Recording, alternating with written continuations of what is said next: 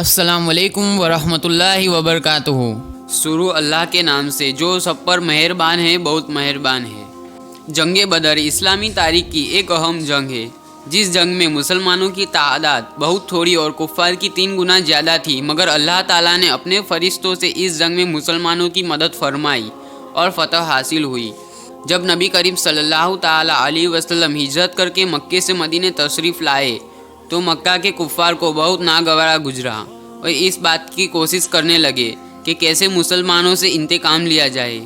ایک وجہ یہ بھی تھی کہ قریش کے ایک شخص عمرو بن حضرمی مسلمانوں کے ہاتھوں مارا گیا تھا اور اسی کا بہانہ بنا کر کفار مکہ جنگ کرنے کے لیے آمادہ تھے۔ نبی کریم صلی اللہ علیہ وسلم تک یہ خبر پہنچی کہ مکے والوں کا ایک قافلہ شام سے آ رہا ہے اور مدینے کے قریب سے گزرے گا، تو آپ علیہ السلام نے مکے والوں پر ایک قسم کا رعب قائم کرنے کے لیے مہاجرین اور انصار کی ایک جماعت کو روانہ فرمایا کہ مکے والوں کے قافلے کو روکے۔ یہ جماعت جنگ کے ارادے سے نہیں بھیجی گئی تھی، اس لیے کوئی جنگی سامان نہیں رکھی گئی تھی۔ کسی طرح اس جماعت کی روانگی کا معلوم اس قافلے کو ہو گیا۔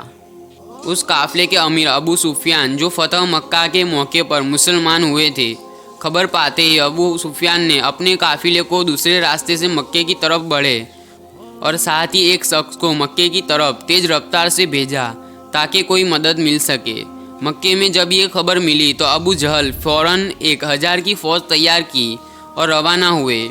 ادھر ابو سفیان دوسرے راستے سے اپنے قافلے کے ساتھ مکہ پہنچ گئے اور ابو جہل کو خبر بھیجی کہ واپس آ جائے، لیکن آپ نے لشکر کے گھمنڈ اور مسلمانوں کے انتقام کی وجہ سے واپس نہ ہوا اور مدینے کی طرف بڑھتا رہا۔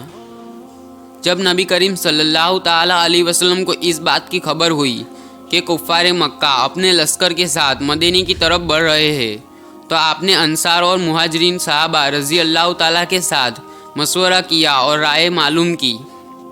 حضرت ابو بکر صدیق رضی اللہ تعالیٰ، حضرت عمر رضی اللہ تعالیٰ اور مقدار رضی اللہ تعالیٰ بڑی ہی بہادری اور شجاعت سے جواب دیا اور کہا کہ ہم ان بنی اسرائیل کی طرح نہیں ہیں جنہوں نے موسیٰ علیہ السلام سے کہہ دیا تھا کہ تو اور تیرا رب دونوں جا کر لڑو، ہم تو یہیں بیٹھے تماشا دیکھیں گے۔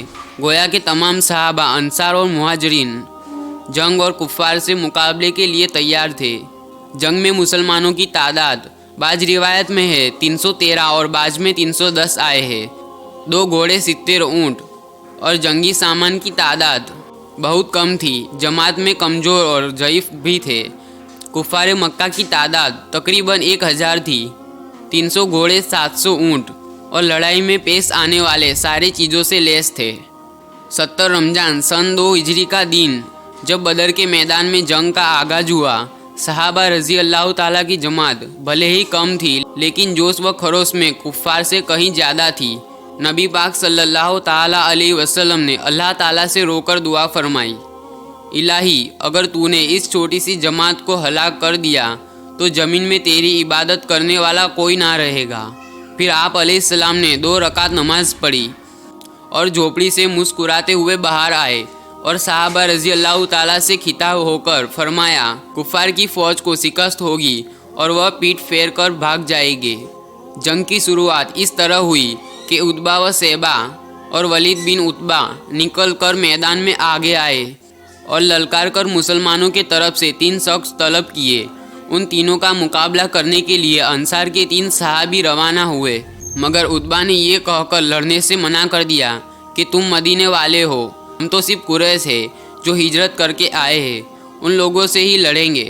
عتبہ کی بات سن کر نبی کریم صلی اللہ علیہ وسلم نے حکم دیا کہ عتبہ کے مقابلے کے لیے حمزہ بن عبد المطلب رضی اللہ تعالیٰ اور شیبہ کے مقابلے عبیدہ بن حرث رضی اللہ تعالیٰ اور ولید کے مقابلے علی بن ابو طالب رضی اللہ تعالیٰ جائے۔ چنانچہ یہ حکم سنتے ہی تینوں حضرات میدان میں نکلے۔ مقابلہ شروع ہوا۔ حضرت علی رضی اللہ تعالیٰ نے عتبہ اور ولید دونوں باپ بیٹے کو ایک ہی وار میں قتل کر دیا۔ شیبہ کے مقابلے میں عبیدہ رضی اللہ تعالیٰ زخمی ہوئے۔ یہ دیکھ کر حضرت علی رضی اللہ تعالیٰ آگے بڑھ کر شیبہ کو بھی قتل کر دیا۔ اس کے بعد کفار کے باقی جماعت بھی حملہ آور ہو گئی۔ جواب میں مسلمانوں کی بھی جماعت ان پر ٹوٹ پڑی۔ बाज़ रिवायत में आता है कि नबी करीम सल्लल्लाहु अलैहि वसल्लम ने सहाबा रज़ी अल्लाह ताला से फरमाया, जिब्रील अलैहिस्सलाम एक शख्स की शक्ल में बड़ी बहादुरी से लड़ रहे हैं।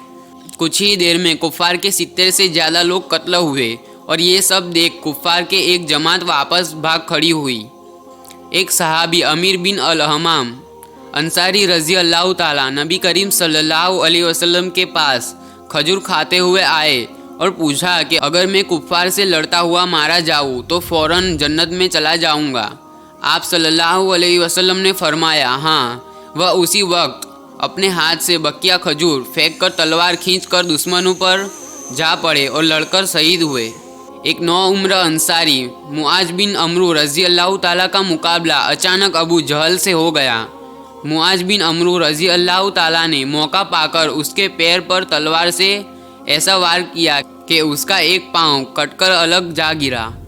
ये देखकर अबू जहल का बेटा अपने बाप को बचाने आगे आया और मुआज रज़ी अल्लाह ताला को जख्मी कर दिया। इसके बाद अंसार के ही एक दूसरे नौउम्र सहाबी रज़ी अल्लाह ताला ने अबू जहल के करीब जाके अपने तलवार से एक ऐसी जर्ब लगाई कि वह लहूलुहान होकर गिर पड़ा। बाद में जब मुसलमानों को फतह हासिल हुई तो आप सल्लल्लाहु अलैहि वसल्लम ने हुक्म दिया कि अबू जहल की लाश तलाश करो। तो हजरत अब्दुल्ला बिन मसूद रज़ी अल्लाह ताला ने अबू जहल को तलाश करते हुए देखा कि वह कहीं पड़ा है, तो उसके सीने पर चढ़ गए और सर काटकर नबी करीम सल्लल्लाहु अलैहि वसल्लम की खिदमत में पेश किया। जंगे बदर में कुल 14 सहाबा रज़ी अल्लाह ताला थे शहीद हुए, जिनमें 6 मुहाजिरीन और 8 अंसार थे। शहीदों को वहीं दफन किया गया था।